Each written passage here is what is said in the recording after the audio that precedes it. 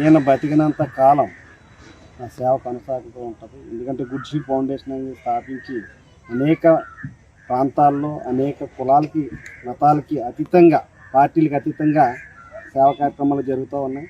మేము ఎప్పుడు కూడా ఈ సేవా కార్యక్రమాన్ని ఇప్పుడు పబ్లిక్గా మేము ఎప్పుడు రిలీజ్ చేయలేదు.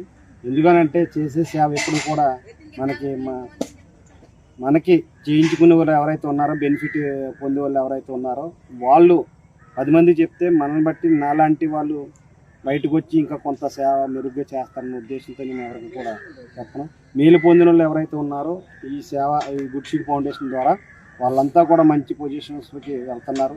చదువుల్లో అయితే మంచి ఫస్ట్ క్లాస్ సాధించి మంచి ఇంజనీర్లు కానీ, డాక్టర్గా కానీ, బిఎస్సీ నర్సింగ్ కానీ, ఫిషరీస్ కానీ చాలా రకరకాలుగా చదువులు చదువుకుంటున్నారు. వీళ్ళందరికీ కూడా నేను మా ద్వారా చదువుకున్నందుకు నేను ఇప్పుడు ఎంతో గర్వపడుతున్నాను.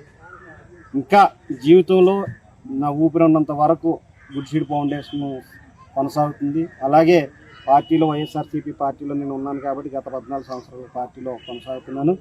ఈ పార్టీలో ఉన్నప్పటి నుంచి కూడా పార్టీకి అంకిత భావంతో చాలా కష్టపడి గత దివంగత నేత వైఎస్ రాజశేఖర రెడ్డి ఆశయాలకి అనుగుణంగా, అలాగే మా ఉమ్మడి తూర్పుగోదావరి జిల్లా చిట్టబ్బాయి గారి ఆధ్వర్యంలో జిల్లా అధ్యక్షులుగా ఉన్నప్పటి నుంచి కూడా మేము పార్టీలో పనిచేయడం జరిగింది.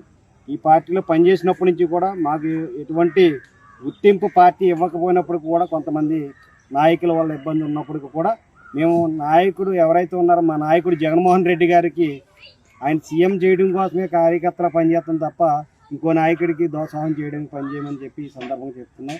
ఎందుకంటే పార్టీ అనేది అందరిది.